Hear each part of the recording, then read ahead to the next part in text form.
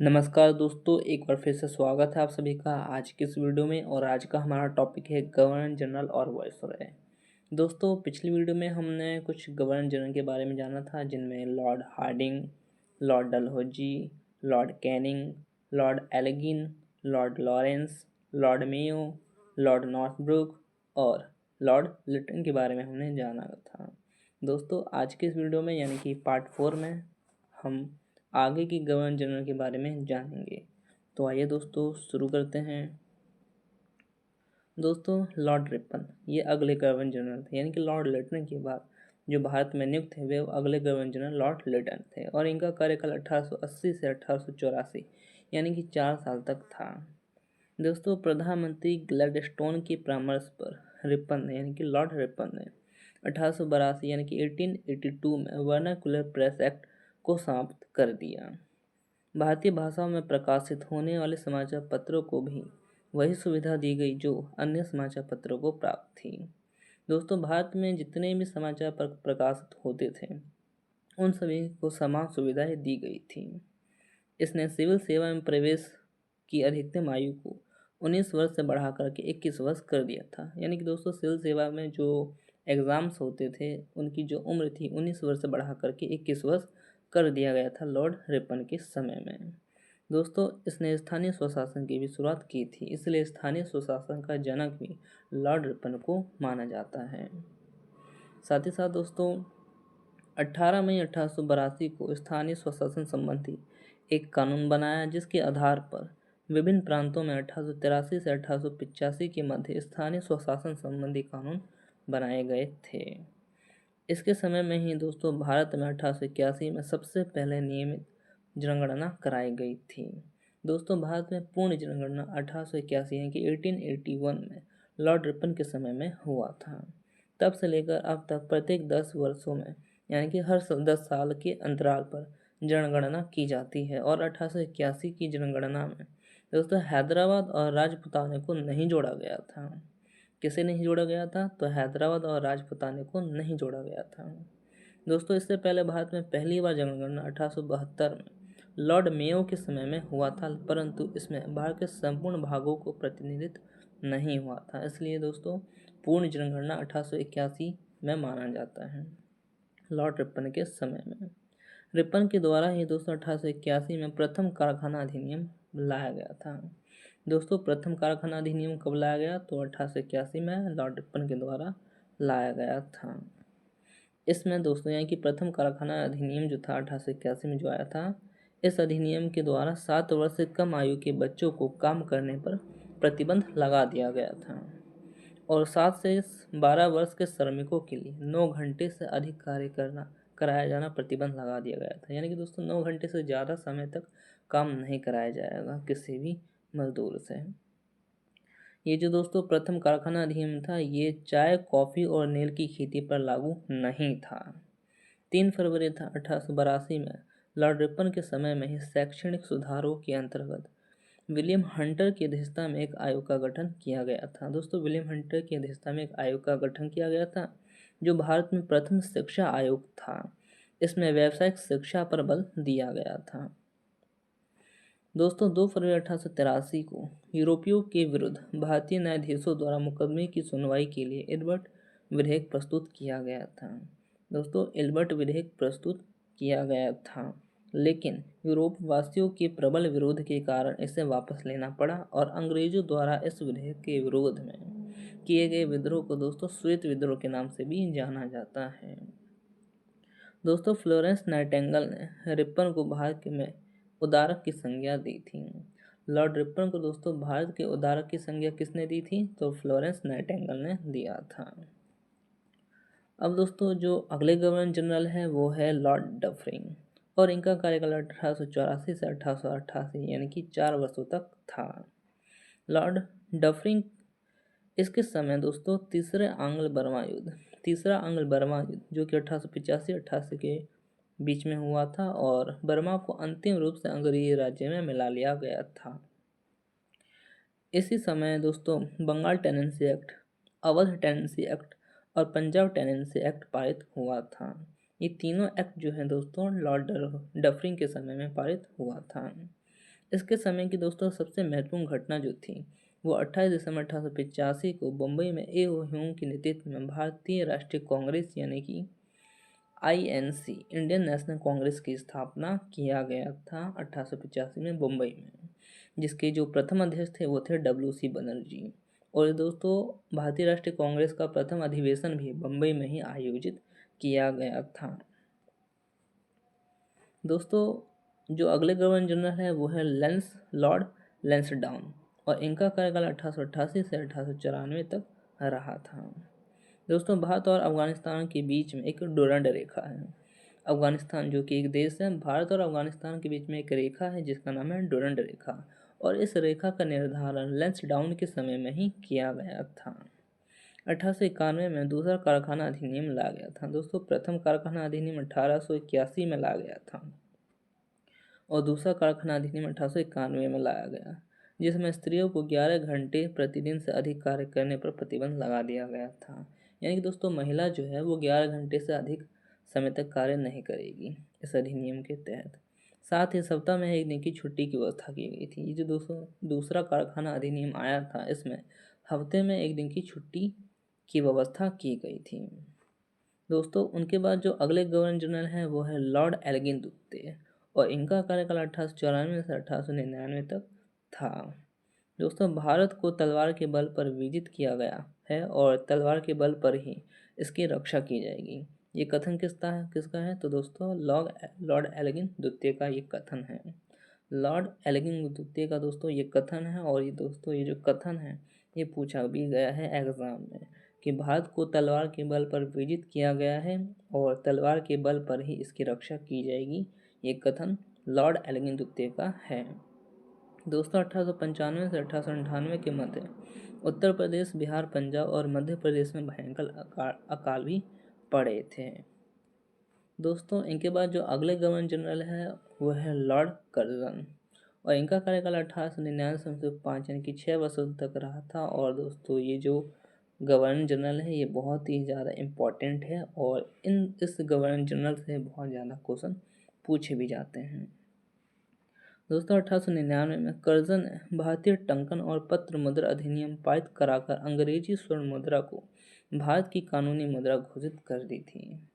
दोस्तों क्वेश्चन ऐसे पूछा जाएगा कि किस गवर्नर जनरल के समय में अंग्रेजी स्वर्ण मुद्रा को भारत की कानूनी मुद्रा घोषित कर दिया गया था, तो इसका सही आंसर लॉर्ड कर्जन हो जाएगा। भारत की कार्यक्षमता के आधार पर लॉर्ड कर्जन ने रेपन द्वारा स्थापित स्थानीय स्वशासन प्रणाली पर आघात किया और 1899 में कलकत्ता कॉरपोरेशन अधिनियम बनाया गया था।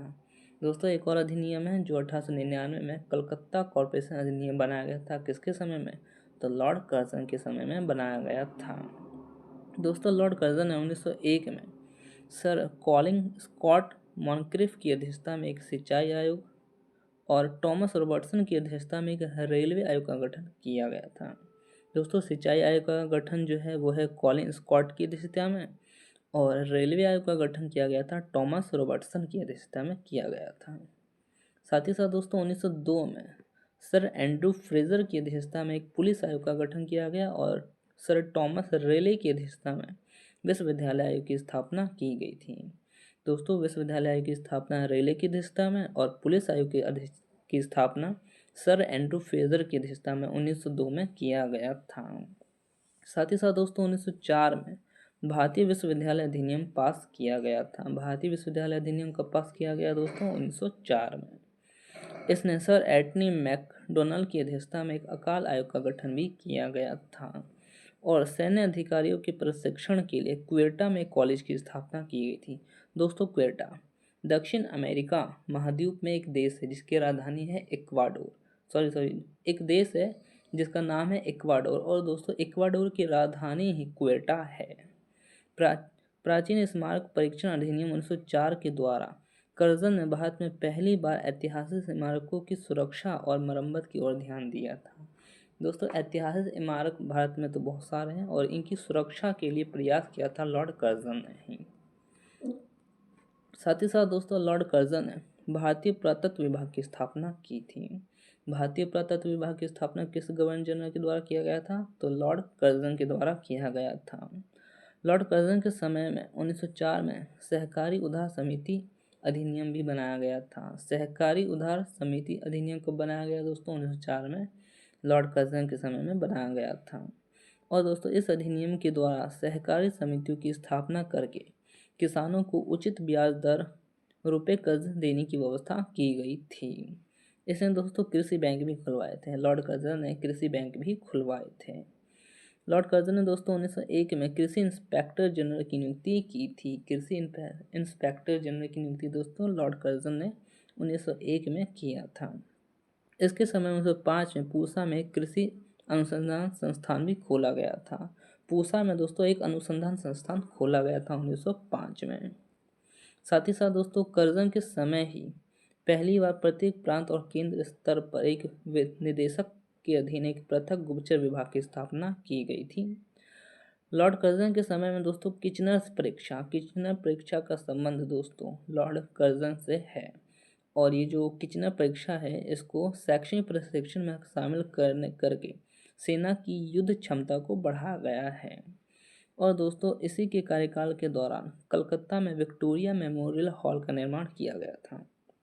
दोस्तों ये जो विक्टोरिया हाउस है, विक्टोरिया मेमोरियल, ये वर्तमान में पश्चिम बंगाल की राजधानी कोलकाता में है और इसका निर्माण लॉर्ड कर्जन के समय में ही किया गया था। कर्जन के भारत विरोधी कार्यों में सबसे ज़्यादा महत्वपूर्ण था 1905 में बंगाल का विभाजन। दोस्तों 1905 में बंगाल का विभाजन हुआ था लॉर्ड कर्जन के समय में। साथ ही साथ दोस्तों 19 जुलाई 1905 को बंगाल विभाजन के निर्णय की घोषणा शिमला में की गई और इसका प्रारूप प्रकाशित किया गया था।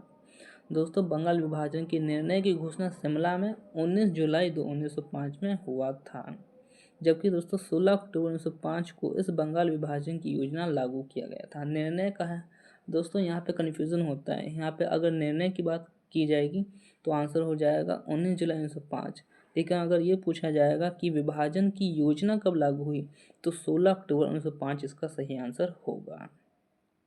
बंगाल को दो प्रांतों में बांट दिया गया विभाजन के बाद, एक पूर्वी बंगाल और असम प्रांत, दूसरा पश्चिम बंगाल।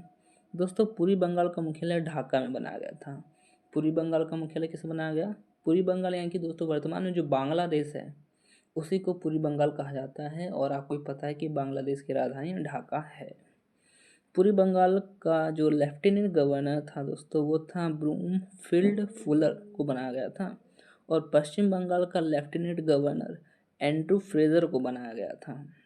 दोस्तों पूर्वी बंगाल का लेफ्टिनेंट गवर्नर किसे बनाया गया था? ब्रूमफील्ड फुलर को बनाया गया था, जबकि पश्चिम बंगाल का लेफ्टिनेंट गवर्नर एंड्रू फ्रेजर को बनाया गया था। साथ ही साथ दोस्तों गवर्नर जनरल की कार्यकारिणी के सैनिक सदस्यों के अधिकारों के प्रश्न पर लॉर्ड कर्जन के प्रधान सेनापति किचनर ने मतभेद हो गया। किचनर से दोस्तों लॉर्ड कर्जन का मतभेद हो गया, जिसमें भारत सचिव ने किचनर का पक्ष लिया और इससे असंतुष्ट होकर अगस्त 1905 में लॉर्ड कर्जन ने त्यागपत्र दे दिया और वो वापस इंग्लैंड चले गए, यानी कि ब्रिटेन चले गए। दोस्तों लॉर्ड कर्जन के बाद जो अगले गवर्नर जनरल भारत में आए वो थे लॉर्ड मिंटो दुत्ते, जिनका कार्यकाल 1905 से 1910 यानी कि 5 वर्ष यानी कि 5 सालों तक था। मिंटो दुत्ते दोस्तों इसके समय में आगा खान और सलीमुल्लाह खान के द्वारा ढाका में 1906 में मुस्लिम लीग की स्थापना की गई थी। मुस्लिम लीग की स्थापना दोस्तों कब हुई? 1906 में। किसके समय में? मिंटो दुत्ते के समय में। किसके द्वारा किया गया? तो आगा खान और सलीमुल्लाह खान के द्वारा किया गया था। दोस्तों मिंटो दुत्ते के समय में ही 1907 में कांग्रेस के सूरत अधिवेशन में कांग्रेस का विभाजन हो गया और कांग्रेस दो भागों में बट गया था, गरम दल और नरम दल में। दोस्तों इसके शासनकाल में 1907 में आंग्ल और रूसी प्रतिमंडलों के बीच बैठक हुई थी। साथ ही साथ समाचार पत्र अधिनियम यानी कि प्रेस एक्ट 1908 पारित किया गया था। किसके समय में? तो मिंटो दुत्ते के समय में किया गया था। साथ ही साथ दोस्तों बाल गंगाधर तिलक के राजद्रोह के आरोप में 22 जुलाई 1908 को गिरफ्तार करके 6 वर्ष की सजा सुनाई गई थी। बाल गंगाधर तिलक को दोस्तों 6 वर्ष की सजा हुई थी। गवर्नर जनरल की काउंसिल के सदस्य के रूप में एसपी सिन्हा की नियुक्ति की गई थी। दोस्तों गवर्नर जनरल की काउंसिल के सदस्य के रूप में किसकी नियुक्ति की गई थी? तो एसपी सिन्हा की नियुक्ति की गई थी। साथ ही साथ दोस्तों मुसलमानों के लिए अलग निर्वाचन व्यवस्था मार्ले मिंटो सुधार 1909 के द्वारा किया गया था। 1909 में दोस्तों एक सुधार अधिनियम आया था जिसका नाम था मार्ले मिंटो सुधार, और इस अधिनियम के द्वारा ही मुसलमानों के लिए एक पृथक निर्वाचन व्यवस्था किया गया था। दोस्तों इसके बाद जो अगले गवर्नर जनरल है वो है लॉर्ड हार्डिंग द्वितीय, और इनका कार्यकाल 1910 से 1916 6 वर्षों तक रहा था।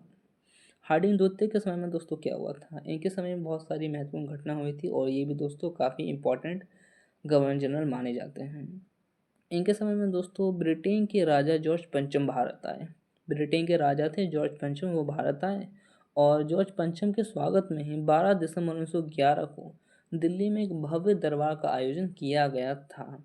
और दोस्तों यहाँ पर बंगाल विभाजन को रद्द करने की घोषणा की गई थी। 1911 में दोस्तों दिल्ली में एक भव्य दरबार का आयोजन हुआ था जॉर्ज पंचम के लिए, और इसमें ये कहा गया कि बंगाल विभाजन को रद्द कर दिया जाएगा तथा भारत की जो राजधानी है वो कोलकाता से स्थानांतरित करके दिल्ली घोषित किया जाएगा। दोस्तों घोषणा हुआ था 1911 में, लेकिन 1912 में दिल्ली भारत की राजधानी बन गई थी। 1911 में घोषणा की गई थी और 1912 में दिल्ली को भारत की राजधानी बना दिया गया था। साथ ही साथ दोस्तों इसी के समय में गोपाल कृष्ण गोखले ने 1910 और 11 में अनिवार्य और निःशुल्क प्राथमिक शिक्षा आरंभ करने के लिए इंपीरियल लेजिस्लेटिव काउंसिल में विधेयक प्रस्तुत किया था। किसने किया था दोस्तों, गोपाल कृष्ण गोखले के द्वारा किया गया था। साथ ही साथ दोस्तों 23 दिसंबर 1912 को लॉर्ड हार्डिंग पर दिल्ली में बम फेंका गया। दोस्तों लॉर्ड हार्डिंग पर दिल्ली में एक बम फेंका गया था 23 दिसंबर 1912 को, और इसके लिए दोस्तों अनुशीलन समिति उत्तरदायी है। कौन सी समिति दोस्तों, अनुशीलन समिति। हार्डिंग बम कांड दिल्ली षड्यंत्र केस के रूप में प्रसिद्ध है, और दोस्तों इसमें 13 व्यक्तियों को अभियुक्त बनाया गया है, यानी कि दोस्तों 13 व्यक्तियों को दोषी ठहराया गया है, जिसमें दोस्तों मास्टर अमीचंद्र, दीनानाथ, भाई बालमुकुंद, बलराम मेला, बसंत कुमार और अवध बिहारी गोस्तों को गिरफ्तार किया गया था। इसमें दोस्तों 4 लोगों को फांसी हुई और 2 को 7 वर्ष की सजा मिली थी। दीनानाथ दोस्तों सरकारी गवाह बन गए। दोस्तों यहाँ से क्वेश्चन पूछा जाता है कि ये जो दिल्ली बम कांड केस है, षड्यंत्र है, इसमें किस व्यक्ति को सरकारी गवाह बनाया गया था, तो आंसर हो जाएगा दीनानाथ। इसमें मुख्य भूमिका निभाने वाले रास बिहारी बोस जो हैं दोस्तों वो जापान भाग गए थे, और इसी के समय में 28 जुलाई 1914 को प्रथम विश्व युद्ध शुरू हुआ था, यानी कि दोस्तों हार्डिंग द्वितीय के समय में प्रथम विश्व युद्ध की शुरुआत हुई थी। साथ ही साथ दोस्तों इसी के शासनकाल में फिरोज शाह मेहता ने बॉम्बे क्रॉनिकल और गणेश शंकर विद्यार्थी ने प्रताप का प्रकाशन किया था। दोस्तों प्रताप का प्रकाशन किसके द्वारा हुआ था, तो गणेश शंकर विद्यार्थी के द्वारा, और बॉम्बे क्रॉनिकल का प्रकाशन फिरोज शाह मेहता के द्वारा किया गया था। दोस्तों 1916 में लॉर्ड हार्डिंग को बनारस हिंदू विश्वविद्यालय का कुलाधिपति नियुक्त किया गया था। हार्डिंग द्वितीय को दोस्तों बनारस विश्वविद्यालय का कुलपति नियुक्त कब किया गया था, तो 1916 में। दोस्तों इससे आगे गवर्नर जनरल के बारे में हम अगली वीडियो में जानेंगे। अगर आप सभी को उसका PDF चाहिए तो टेलीग्राम पे मिल जाएगा। टेलीग्राम का लिंक मैंने डिस्क्रिप्शन में दे दिया है। दोस्तों अगर वीडियो अच्छी लगी हो तो लाइक शेयर सब्सक्राइब ज़रूर करें। आज के लिए इतना ही, मिलते हैं नेक्स्ट वीडियो में।